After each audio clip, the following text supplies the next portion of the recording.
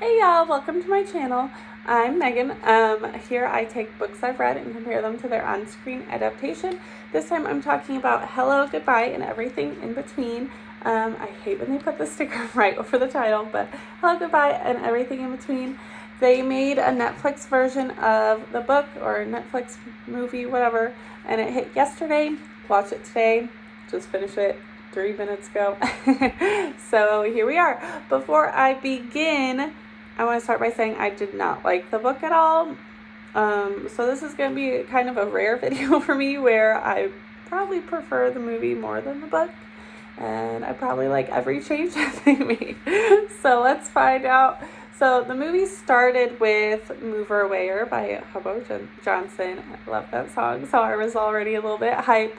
And it just started with the throwback of them meeting, whereas the book didn't start with their meeting. It started present day or whatever, because it goes back and forth between present day and then their memories. So it started with their initial meeting at some Halloween party, which isn't even how they met in the book, but whatever. I love Halloween. I was here for it. It was a good scene. It was a good addition, good change. And then, so at the party, she was talking to her friend Stella, and Stella's like, oh, he moved to town right after you left, which confused the living daylights on me until it was explained that she moved around a lot. She lived there before, then she moved around a lot, and now she's back. So she used to live there, and that's how she knows Stella. I think they were just trying to tie that in and also give her a weird, different background. And then she moved around a lot. And then, of course, he's in a band, and he wants to go to Berkeley in the movie, whereas in the book it was UCLA, which is on the other coast. They just changed to make a music school. I don't even know where Berkeley is, honestly. But the big thing about UCLA is he wanted to go there, and it was the opposite side of the country as where Claire was going. And that's where he was going. Not only is that where he wanted to go, but he was going to the school he wanted to go to. So I'll talk about how the movie was different a little bit later on that one. But just know, if you haven't seen the movie or read the book, in the book, he wanted to go to UCLA, and that's where he was going. There's a lot of contention in his family about Harvard, yada, yada, yada, but he's going to his dream school. And then in the movie, she also has a plan to be a lawyer, whereas in the book, she still has no idea what she wants to do. And also one change in the movie, so in the book, her parents had both been married prior to their high school sweethearts. They divorced, and then they came together and had Claire. And that might have been confusing. In the movie, her parents were high school sweethearts to each other, and then they didn't work out, and now mom hops from man to man and brings Claire with, and that's why they've been moving around so much. So I mean, either way, it shows why she thinks high school relationships don't work, but I guess they want to make it a little more traumatic for her. I'm not sure. I just don't like that change of the mom, I guess. I liked it better when they were just a happy couple rather than this, I don't know, not very reliable person who uproots their life every time for a man, but that's just me. And then, so they meet and get together, Claire and Aiden meet, and they get together all in one night, and it's only 10 months before graduation. They were dating almost 2 years in the book. And it took them a little while of knowing each other to actually start dating. And then that same night in the movie, they also made a breakup pact. Now, I would say that this is the biggest difference between the movie and the book, because in the book, it wasn't a pact up front. They were dating 2 years. Of course, what is that? Beginning of junior year of high school, you're not thinking, hey, we're going to break up before college. You don't even think that far ahead. So it's basically the summer before she starts saying, talking to him we're breaking up before. And he's so against it. He's like, no, I'm going to convince her that we can stay together. And a big part of it for her was the distance, too. It was the distance, and then also wanting to be able to enjoy the college experience. So what was I saying? So it wasn't mutual in the book. But in the movie, right from the jump, she's like, I'm not going to date you because it's senior year. There's no point. And he's like, okay, well, what if we just agree to break up beforehand? So they went into it knowing that there was an end, which was not the case. Which, like, I don't know. Like, the book's all about him trying to convince her to stay with him. And the movie, he doesn't really have any grounds for that, because, like, they both agreed. So, I don't know. And then Stella, in the movie, her character was more quirky, I'd say. In the book, she wore all black, and she was kind of very posh. And she ended up with Scotty in the book. Spoiler. In the movie, she's into girls, which I wasn't sure how I felt about it. I liked her character a lot in the movie, even though it's different than the book. I am even okay with her being into girls, but I liked how she ended up with Scotty, their relationship in the book, but I also liked her relationship in the movie. So, or growing relationship. Although it was very open in the movie. Whereas I didn't know anything about the love interest, or if they had talked about the future, if they were going to try to make it work, or if it was a one-night thing, whatever. Whereas in the book, they talked about how they didn't know. How they didn't know what was going to happen. Okay, this is already too long. Let's go. And then, so this is their last date. The whole movie, the whole book is their last date together, their last date. In the book, it's all up to Stella. She's got a plan of where to go. The movie is all up to Aiden, where to go. It starts out with a dinner with both their families in the movie. That didn't happen in the book. Every single stop they made throughout the night is different than the book, which I love because the book was so boring. So, for example, the first stop in the movie, they went to a concert together because their first date was to see his band perform. The first stop in the book was to their high school, which was locked, and they couldn't get in, so they left. Which one sounds more fun? Probably the concert, right?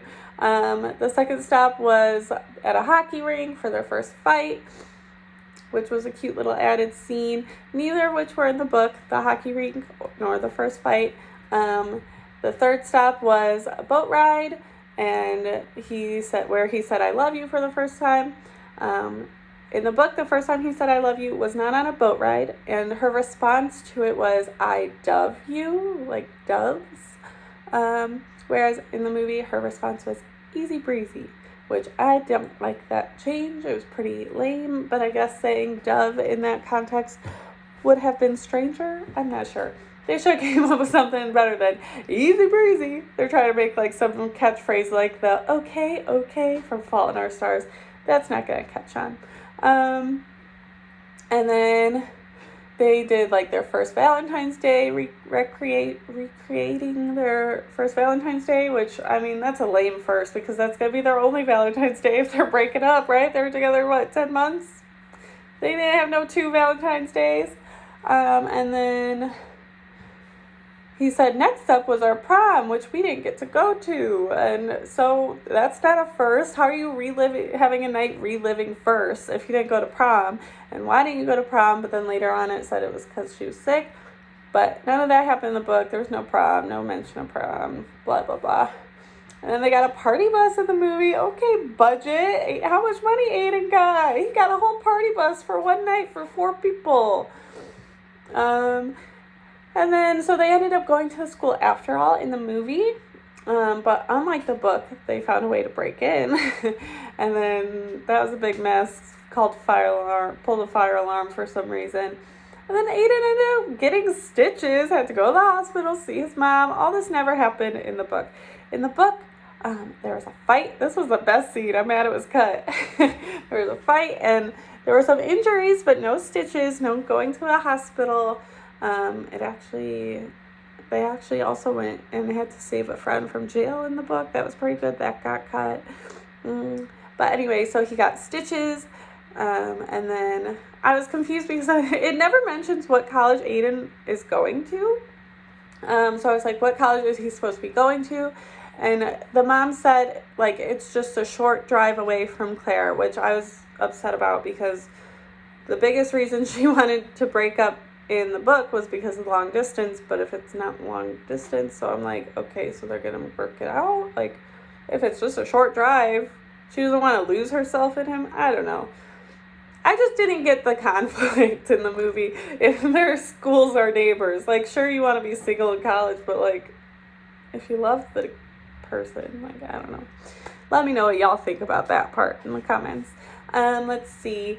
And then, so the big area of contention later on in the movie is that Claire finds out that he didn't get into Berkeley. He applied and he didn't get in. He told her that he couldn't even apply, but it turns out he applied and didn't get in, and that was his dream school. And like I said, in the book, he ends up going to his dream school, but in the movie, he didn't get into it. And he gives this really awkward drunken speech at a party. That's not in the book. Scotty, his little buddy, kisses his sister at the party. In the book, it's mentioned he had kissed her at a different party, and, like, it was a big problem between them. Scotty would joke about it a lot. Aiden would get mad, and that's what caused the fight in the book. So he actually kissed the sister in the book, and there was no fight. There was actually no follow-up to it at all. It was just like, they kissed, and he was mad for a second, and then they never talked about it again. And then her mom picked her up from the party. Never happened in the book. But, of course, she had to give her a heart-to-heart and be like, oh, it wasn't going to work if you were planning that. Like, we don't need advice from you, Mom. You're the flaky one. Anyways, I just got really mad. They swim out to the buoy, Rusty, together in the movie because she wimped out on the senior swim. The senior swim was never a thing in the book. They just liked to joke about Rusty and how he was always drowning. So he wanted to put, like, a little floaty on him just as a joke. And then she got worried about him and went in after him. Whereas they both went in together in the movie. And then he decided to defer going to this random school that nobody knows the name of that was down the street from Claire. He said, nah, I'm not going there anyway. I'm going to defer a year, go to LA. Because, oh yeah, remember, I'm a musician. And then that's pretty much the end. Claire and Stella say bye to each other. Scotty doesn't say bye to anyone. In the book, like, they all said bye to each other, and that was kind of nice. But I don't know, I liked Scotty in the book. He was the comedic relief, and he was in the movie too, but I would have just liked to see them appreciate that friendship a little more. Just a nice little goodbye.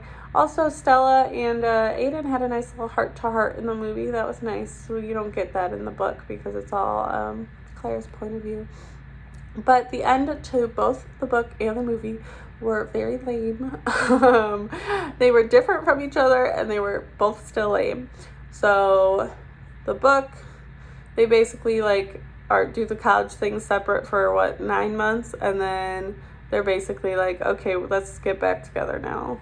We did time apart, let's do time together again.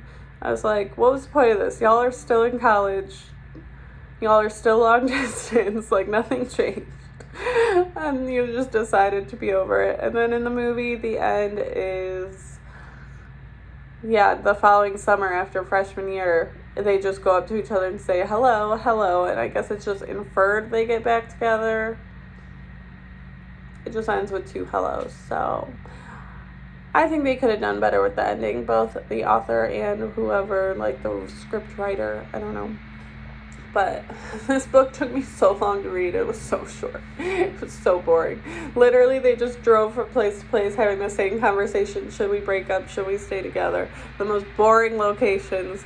So I'm glad that the movie jazzed it up a little bit, added some fun places. Like, the throwback scenes were funny. The banter was nice. Seeing the characters interact was a lot more fun. And the book was more weighed down. But let me know what you think. I know a lot of people liked the book, so if you disagree, please don't hate me in the comments. Let me know what you thought of the movie. I gave the book 1 star. I'd probably give the movie 2 stars. So yeah, I'd say it's better than the book, but not by much. If you're looking for a good thing, cutesy movie to watch on Netflix real quick, I wouldn't suggest this one. But if you already watch it, I'm so sorry. Let me know what you thought. This video is so long, just like they always are. I ramble. All right, peace and love. Till next time. Subscribe.